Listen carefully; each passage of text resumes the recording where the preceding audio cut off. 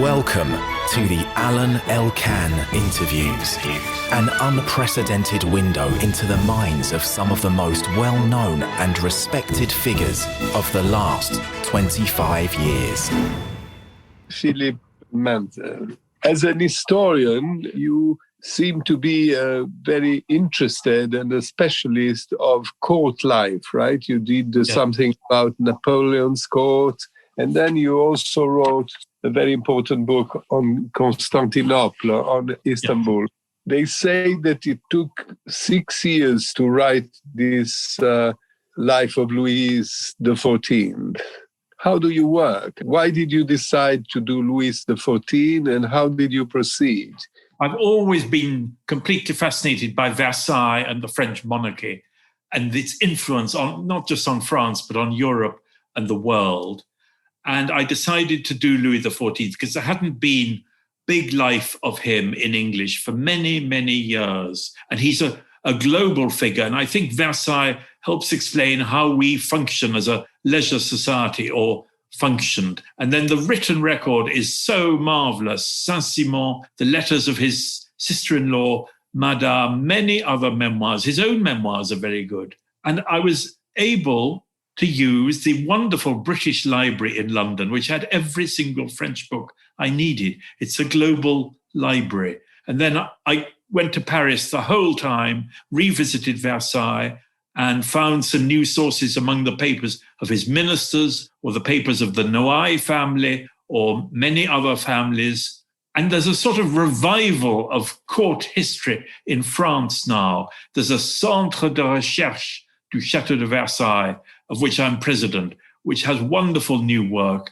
And there's a greater interest in the court and the monarchy under the Fifth Republic, because the Fifth Republic, as many people have always said, is a republican monarchy or a monarchical republic. As you said, that France is a kind of republican monarchy.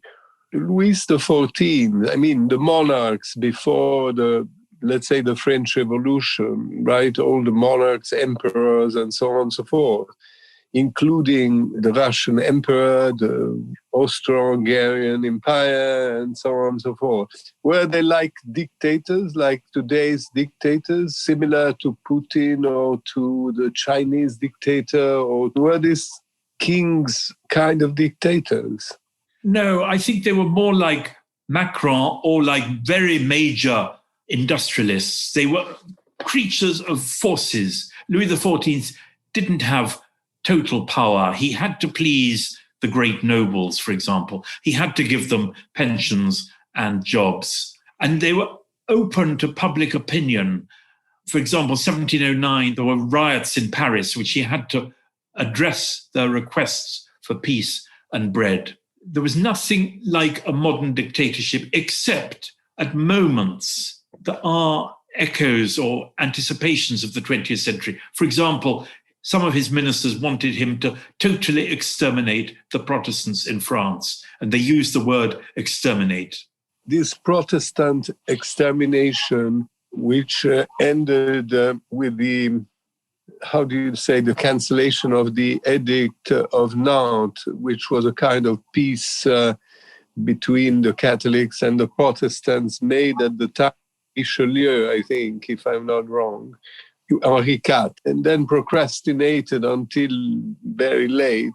And then suddenly there is this big war against the Protestants. And is it like the Jews in Portugal and in Spain? I mean, they fakely sort of converted to Catholicism in order to survive.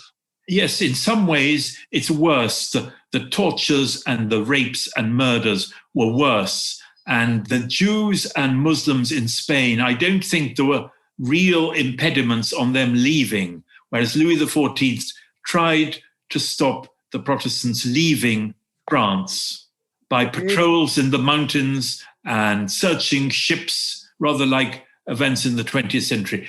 But the market in France was stronger than the monarchy, and they could usually bribe people to let them out of France. And so they fled France, and they built up London, Amsterdam, and Berlin as major financial centers. It was a real own goal by Louis XIV against himself. You said it wasn't a real dictatorship, but this kind of purge cannot happen in a democratic state, right? This is similar to what some dictatorships do, right? This kind of... That's correct. Yes, that is one aspect that is like a dictatorship, though some democracies can also have purges. But so it means that in his old days, Louis XIV, who you say this in your book, became, let's say, nastier, right? More conservative than he was as a young man when he was rather kind and different. Yes, there's a character change. He began to believe he was omnipotent and could do anything. For example, bombarding Genoa for no real reason, at peace with Genoa. And then he also asked the Duke of Savoy to eliminate the people from Torre Pellice de Valdesi, who are another kind of Protestant. These Huguenots, let's take the example of England, right? Do you think the Industrial Revolution in France would have been more efficient and would come earlier if he didn't do that with the Protestants? Yes, I'm sure it would. They took intellectual capital, scientific capital also, and they transferred it to France's enemies. So France went backwards because of the departure of the Protestants. Although a lot remained and converted, there were token conversions, and they re-emerged as Protestants after the Revolution. But France did receive some German and Belgian Catholics who made up, and English Catholics also, who made up the gap to a certain extent. But there's a wonderful remark by de Gaulle, although it's probably apocryphal. If Louis XIV had not expelled or encouraged the Protestants to leave, then the first man on the moon might have spoken French. Louis XIV has a very long, he's king for a very long time because he starts when he's a child, more or less, even if his mother, Anna of Austria, is acting with Cardinal Mazarin. They're acting as the rulers, but still he's king for a very long time, right? Yes. And there are many different periods of his life. So how do one judges a king? I mean, sometimes he's good, then he becomes bad, then he's good again. I mean, how history is judging this king? Well, there's the propaganda and then there's the reality. And you have to make a balance sheet in a way, or be like a judge with contending lawyers hearing for and against. And he's very difficult to judge because, as you say, it's a long reign and he's different at different periods. But you see at the end of the reign, the opinions of the French are very varied because a lot of people, when his funeral procession goes past the edge of Paris, they're laughing and dancing and singing. They're really happy that he's dead. And then even the funeral orations by the priests, carefully chosen priests, many of them are very critical of the wars and the crimes. But in contrast to Napoleon, who left France smaller than he found it, I think Louis XIV is very, very real because he kept most of his conquests, though not all. He kept Flanders, Alsace, Franche-Comté, Lille, Besançon, and Strasbourg are French cities now because of Louis XIV. And he built Versailles, which is a huge asset for France. It's one of the major tourist attractions of the world if tourism comes back. It's second only to the Forbidden City in Peking. And it's not just visited, it's a commercial asset. There are fashion shows and car shows and operas and concerts almost every night of the year because Versailles is Versailles. And it's Louis XIV who made it. Versailles was a metaphor, a synthesis of what Louis XIV was, right? There is a story of Vaux le Vicomte and his sort of envy for Fouché, but you say that that's not the reason why he put Fouché in Pinerolo for punishment, right, in prison. But still, I mean, he used the same architects, artists for Versailles. And Versailles, I say myself, I may be wrong, a synthesis, because in Versailles there are politics, religion, yes, art and performance and theater and dance, yes, mundane activity, Pantagruelic, food, hunting, gardening. So all the things that represent Louis XIV somehow seem to be concentrated in Versailles. Yes, that's correct. Women and love affairs and gambling and all that. And French products. So he's showing French clothes and French pictures and French sculpture. And in a way, it's the reply to Rome and Italy, because there's a French inferiority complex at that time towards Italy. Oh, they have better palaces, better gardens, better works of art. So he is saying, now with Versailles, France is better than Rome, either ancient Rome or modern Rome with the Villa d'Este and Tivoli and much else. And this is really quite conscious. It's said in all the books written at the time, now at last France is equal. And it's also quite consciously, he's like a director of Disneyland. He wants to attract visitors, attract tourists, and impress Europe and the world. This is the Siamese ambassador, the Moroccan ambassador. You seem to say in your book that he was in Versailles, but he is one of the kings who knew better his country, right? Because at the beginning, he went everywhere. He went to Bayonne, he went to Aix-en-Provence, Arles, Marseille, and, he went in the south, in the east, in the north. So he knew his France, but at the same time, he also was probably one of the first kings to open to remote countries, as you said, like Siam, like North Africa, like America, and so on and so forth. It's him changing in the middle of his life. This traveling, when it was so difficult and much of France was so poor, is very impressive. There are maps of all his journeys. And he continued to travel after he had settled in Versailles. He's still going to Besançon or Strasbourg or Lille or going to the battlefield until 1693. He moves to Versailles in 1682.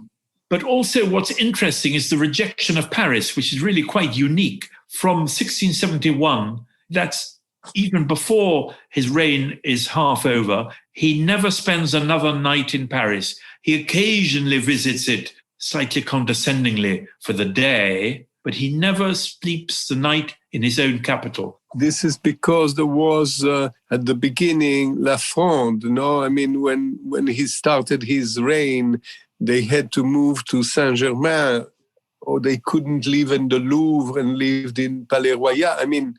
Probably didn't feel safe in Paris. It's partly that, and partly personal distaste for the city and loving country life, hunting and gardening. He's even gardening when it's cold and he's over 60. But it's some more mysterious personal reason, because he goes on living in Paris till 1671, when he could have left it earlier after the Fronde was defeated. But he goes on and building the east facade of the Louvre, asking Bernini to come to Paris, 1665, and planning the Louvre. But suddenly something changes, maybe the death of his mother in 1666. And then the rejection of Paris is really quite total. And his mother was very important in his life, right? It's the most important woman around him, right? Yes, I think that's true. And he writes to Monsieur de la Vallière, "What I suffered by the death of my mother, you cannot begin to imagine." And the fact that she died in the Louvre may have turned him against the Louvre. She kept the monarchy alive in the incredibly difficult circumstances of the Fronde, when she was personally insulted and almost the royal guards were lost and the people of Paris was against the monarchy. It was like a revolution. And somehow she kept on smiling, and she somehow managed to keep control of the guards. And of course, she had Mazarin, who was a brilliant politician. But Mazarin was much loved by Louis XIV, right? He has this strange attitude that he is crying when Mazarin is dying, and he's very, very close to him, and like a son. Yes. But in the same time, as soon as Mazarin dies, he decides that he will be the only ruler. And he changes what Mazarin did. I mean, he's not following Mazarin's steps. Yes. He's making a change. Yes, you're completely right. And of course, he arrests and imprisons in personal confinement Mazarin's right-hand man, Fouquet. So that is a criticism of Mazarin. He's very loving while Mazarin is alive, but he changes a lot after his death. And above all, raising the dignity of the monarchy and appointing whom he wanted to jobs rather than having deals and marchandage and negotiations. One aspect of Louis XIV life, which has obviously interested his biographers, is that he was forbidden by Mazarin to pursue his great love for Maria Mancini at the beginning.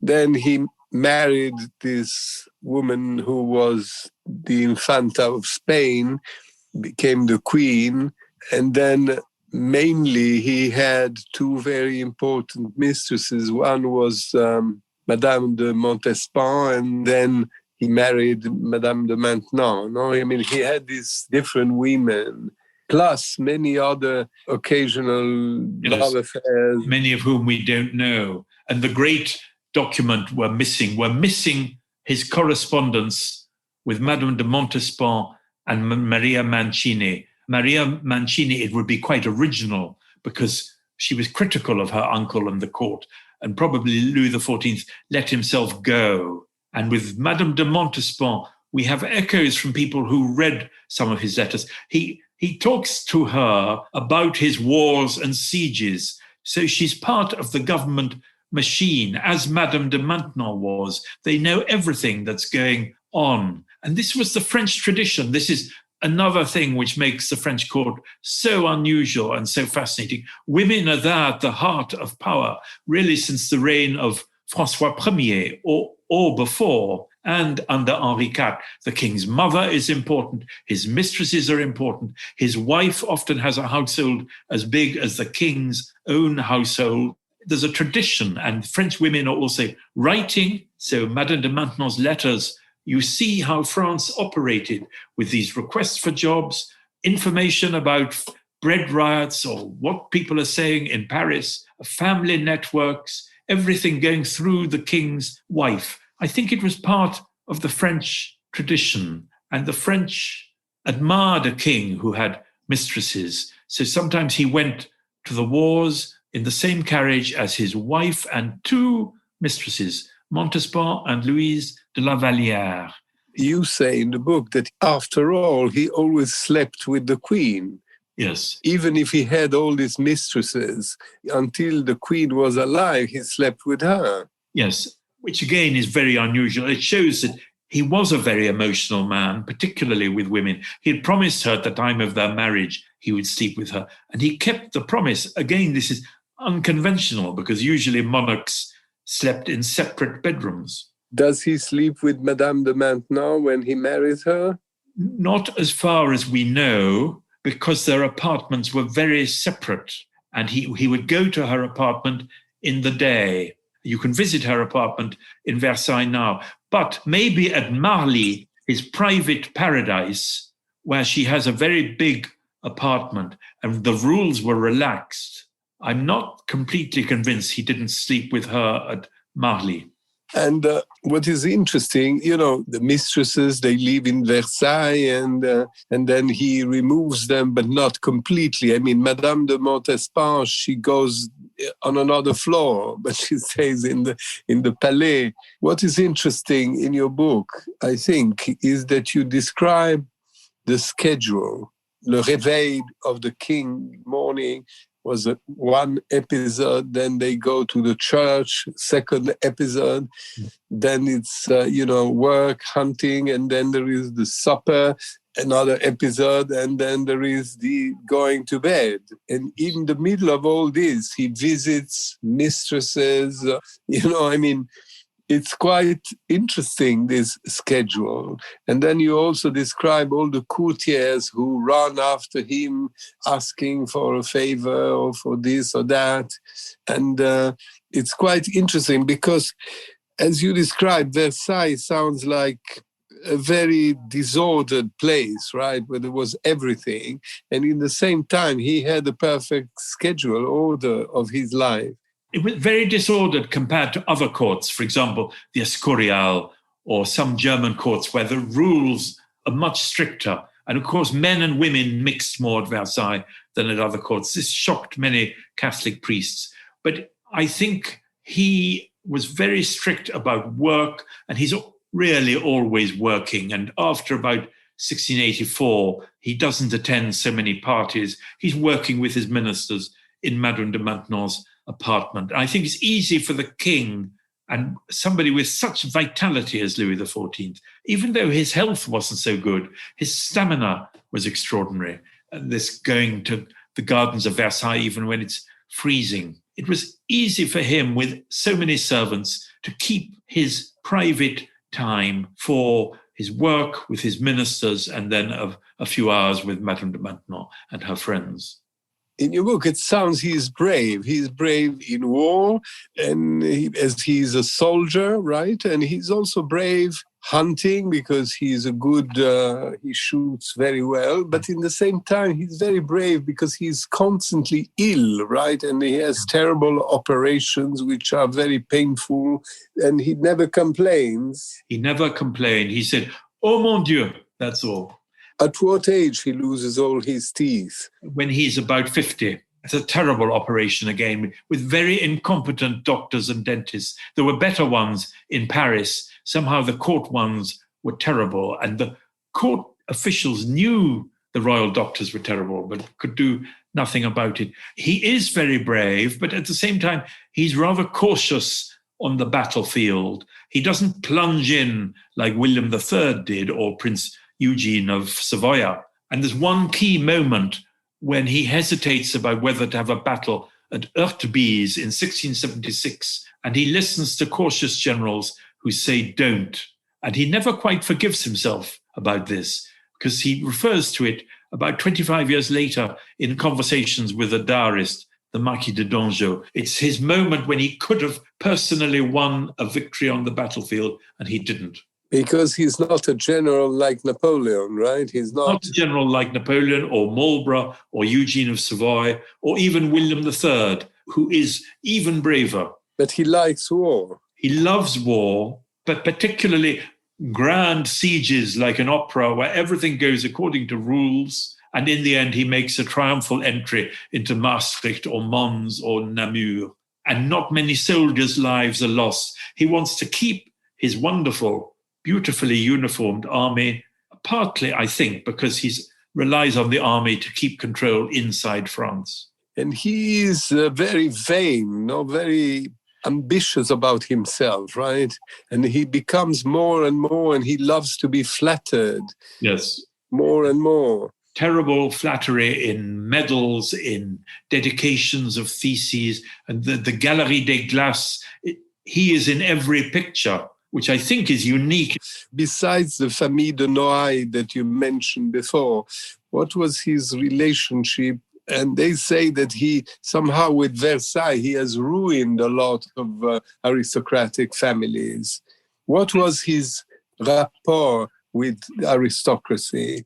Well, it's love-hate. He tightened the rules about birth. He loved grand families like the Noailles or the Rohan, whom he more or less creates, but he doesn't really ruin them because he gives them so many jobs, so many key positions, governor of a province or colonel general of the infantry, which don't really require much expenditure.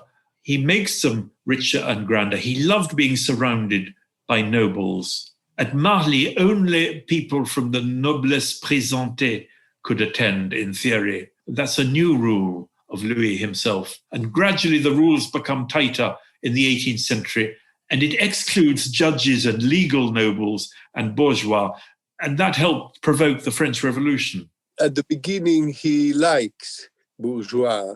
Some bourgeois, yes, even Protestants.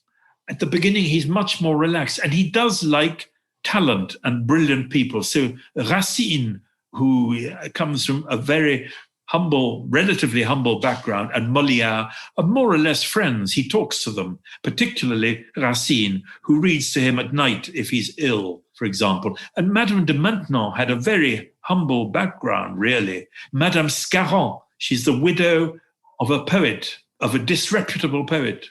He has everything. He has cooks like Vatel, architects like Le Bon. He likes artists and painters. So we could say he's a complete man, right? He's certainly a complete patron of the arts. Of gardening, of architecture. But he doesn't mind if many people died building Versailles. Yes, he becomes more insensitive with time, more insensitive than his mother or Mazarin, who prided himself on being merciful. He becomes a harder person, like as lots of people do, and he doesn't foresee the consequences of his actions. But maybe if he lost his teeth and he has pains in his legs, I don't think you say that. Did he become fatter? Yes, he did. Yes, he eats too much at meals, and his doctors say this, and everybody notices how much he eats. But this delicious food was put in front of him, and he had to do something for an hour while he's eating in public. It was very. But he's like Henry VIII, who became too fat and then ill. So maybe the illness and the pain will make him harder, right?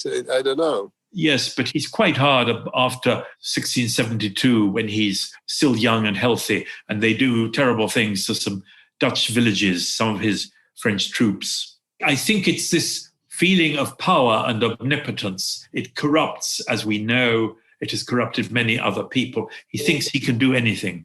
Another amazing thing is that at that time, in a Catholic royal family and a Catholic country in that time, when homosexuals were punished, were persecuted somehow, his brother, Monsieur, that he loved deeply, was an homosexual, and he had complete freedom to show his lovers and his things, and there was no moral about that. It's variable. Monsieur could get away with what was thought of as murder, and even Louis XIV went to the house of Monsieur's lover, the Chevalier de Lorraine. That's a great honor to the Chevalier de Lorraine. He's almost respecting a gay couple, almost. But at the same time, he tries to stop his illegitimate son, the Comte de Vermandois, being homosexual, and he is punished. It comes and goes. But the court, that's another thing why the court is so fascinating. It's above normal rules, not just for homosexuality, but also for infidelity in marriage and gambling, which was in theory forbidden elsewhere. The court is another country. They do things differently there.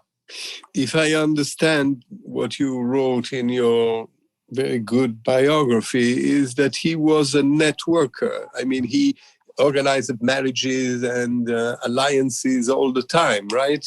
Yes. I mean, and also he loves parties. He thought that to give parties was a very good way to run his kingdom. He likes alliances, marriages, and parties. Is it true? Is it what you say?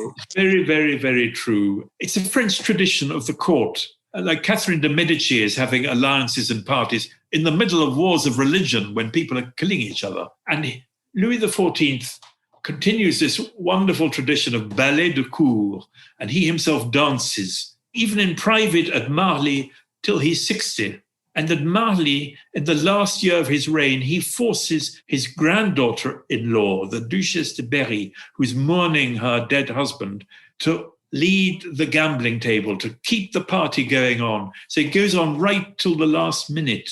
And it's his personality, I think. He loves being with people. He took about 40 women with him to Strasbourg when he's going to Strasbourg. He likes the company. He likes being mondain and sociable. He likes to launch fashion, right? To dress in a very specific way with a lot of frou-frou. Which is good for business. They're always thinking about Paris luxury trades. They really are. And lace, and wearing French lace, not lace from Venice, and destroying Venetian glass industry and things like that. Louis XIV and Colbert think of this.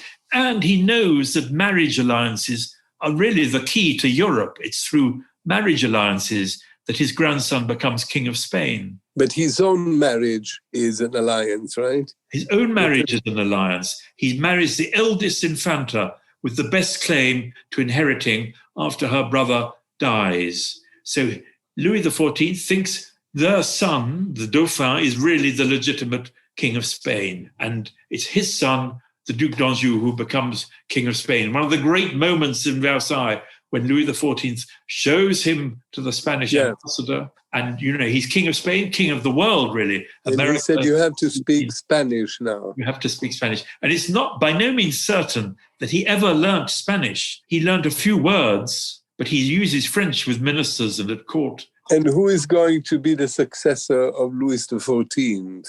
Because of the bad court doctors, really, all his descendants die except one great-grandson, the future Louis XV, who his governess, Madame de Ventadour, removes from the court doctors and feeds him herself and keeps him healthy. So this great French royal family, proud of being so fertile, is reduced to one little boy who might die. But he knows that Louis XV will be his successor? Yes. But he knows that there's a possibility of civil war, because if Louis XV dies, a little boy of 5, then the regent Orléans wants to be king, and Philip V in Spain also wants to be king. So he leaves an explosive situation. Does he really care about what will happen after him? Very, very much. Versailles is a bid for immortality. His battles and sieges are a bid for immortality. His statues, his pictures, his frescoes, it's all about being immortal. And do you think that Napoleon, who also was a soldier and all that, but he also liked writers and artists, you know, he created museums and all that, Egypt, you think he had Louis XIV as a model? Yes, in part, yes. And he even at times thought of living in Versailles. Somebody has called him a horrific reincarnation of Louis XIV, though I don't think Napoleon was as cruel as Louis XIV. Louis XIV was confident in himself, yes. Confident in the fact that whatever injustice, murder, war he would do, he would be the king. Yes, but he's always got guards. Versailles is a city of soldiers as well as courtiers. There's always a lot of guards with him, even in the gardens of Versailles. If you see the pictures, there's always people in blue uniforms. He's confident as long as he's got the army with him. He spends a lot of time reviewing troops, choosing troops, talking to generals, flattering generals, choosing the officers, making sure the troops have good food and clothes and so on, reviewing them. He loved them. In a way, the army is the love of his life as much as Versailles and his women. He really loved the women? Yes. He's often alone with Madame de Montespan or Madame de Maintenon. Why he left Madame de Montespan? Because of the poisoning, or because she was too fat, or why? I think it's probably a physical reason. She was sur le retour. She was too fat. She was losing her looks, and she had a very bad temper. Other people say that independently of Louis XIV. She lost control. So he would have dumped her anyway without the poisoning and without Madame de Maintenon. And also he gets God, as we say in English. He wants to become holy. Why he is so faithful for such a long time to Madame de Maintenon? I think because she stood up to him. She had him like that. She's older. She's a bit like his mother, probably. And she's intelligent, always polite, never loses her temper. And she sometimes says no. I think she probably said no to being his mistress beforehand, at least for a time. And she's tough, like the Duchess of Windsor. And he had other affairs? Probably not, but I wouldn't be totally certain, but probably not after 1683. Why did he want to persecute the Protestants so much? They say that he was not against the Jews, right? Even he went to the synagogue in Metz. In Metz. Early in his reign, where they helped supply the troops with money and food and so on. They were very useful in Metz. The Protestants of Metz had to leave, but not the Jews. It's something irrational that you can't completely explain, because in the 1660s, the Protestants are all right. And under Richelieu and Mazarin, two cardinals, they treated the Protestants well. They were obedient, they were useful, they were clever. I think he's competing with the Holy Roman Emperor, Leopold I, to be the best Catholic monarch in Europe. Leopold is defeating the Turks, with whom Louis is secretly allied. In 1683, what can Louis do to be a better Catholic, a more famous and admired Catholic? Also, he's competing with the Pope to be the total master of the French Church. He's quarreling with the Pope about various things. So he wants to please the Church, and the Church wants to forbid Protestant worship because it's an implied criticism of the Church. In the same time, in England, the king, the new king, allows Catholics to come back. The contrary happens, right? Well, the new king, James II, he is a Catholic, but he's quite tolerant to Protestants. And William III later is tolerant to Catholics. It's a different mentality of monarchs. But Henri IV and Louis XIII had that mentality. And Louis XIV himself, when young, he writes, we must treat them as well as the Catholics. They're just as loyal, for example. And he has Turenne as an advisor when Turenne is Protestant. What happens with Louis XV? The Protestants continue to be persecuted, even worse at some moments, but there are also moments of relaxation. And in the end, the French monarchy gives up, but not till 1787 are the real edicts of toleration. And some early revolutionaries were Protestants like Barnave and Rabot. Can you tell me your opinion about Louis XIV? At the end of the day, how would you, as you are his biographer and you devote so much time and research? I mean, a last thing was Saint-Simon. Saint-Simon, who is the memorialist of all this time, he was not a friend of Louis XIV, right? He didn't like him. No, that's what I admire about the French court. It's full of critical spirits who are ruthless critics of the monarchs and very illuminating. But I don't really trust Saint-Simon. He's a brilliant person. He's a genius of style. He's very seductive. But he's like brilliance and intelligence doesn't mean truthfulness. And he's writing 40 years later and he exaggerates his own knowledge. He's assuming he knows what people are thinking. And he's overcritical of the inefficiency of the monarchy, because the monarchy is inventing new taxes, for example, which tax nobles, which tax the top people, even the Dauphin.